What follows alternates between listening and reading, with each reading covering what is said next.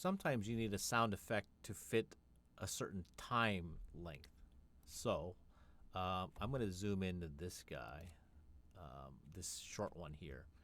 And on my LED window up here, I'm going to change it to minutes and seconds.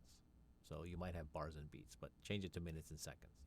When you select a clip, it'll tell you the start point, the end point, and the length of it. So this says it's going to be 1.67 seconds long.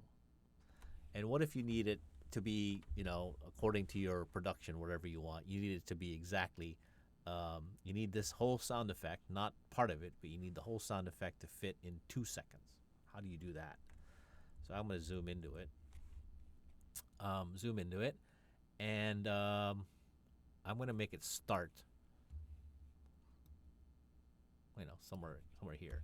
So I want to stretch it out a little longer, in other words. So how do you stretch it out? Well, you can stretch out a sound, but you can't stretch it out too much. I mean, if you take a 2-second sound and make it 3 minutes long, it's going to sound terrible. But if you take a 2-second, like a 1.6 second sound and stretch it out to 2 seconds, it's possible.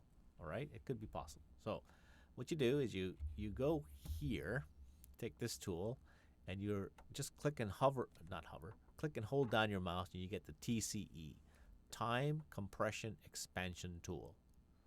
So that's that. And you can take this, so you don't want to do this too much, okay? And too often. You can't do it too often.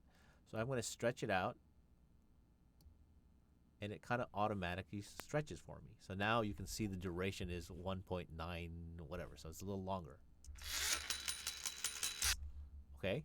Now if I want to redo that, what you should do is undo and then fix it. So always undo back to the original and then fix it. So like this. Definitely shorter, right? Let's back up.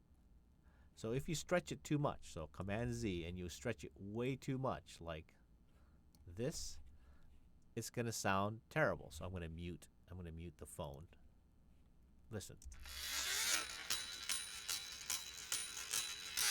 So now the sound effect is terrible, all right? So I'm going to undo that, back to the original. So you can't stretch it too much. You can also compress it to be shorter. And that actually is not going to ever degrade the sound. It'll just make it shorter in time. All right? So if you ever have to fix it, Command Z back to the original and then fix it whatever way you want. Okay, so please take a sound effect and stretch it just a little bit, not too much, so that it's different from the original. Okay, that's how you can do that. And so that's the Time Compression Expansion Tool.